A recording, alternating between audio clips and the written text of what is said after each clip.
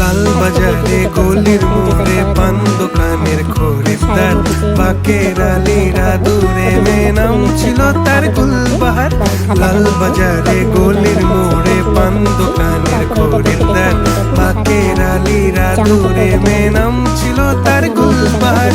নাম ছিল তার গুলবাহার, দেখতে ভারী চমৎকার, তুলনা যে হয় না তার হোসনে আরা গুলবাহার। বাকের আলীরা দূরে নাম ছিল তার গুলবাহার। লা লা লা লা লা লা লা লা লা la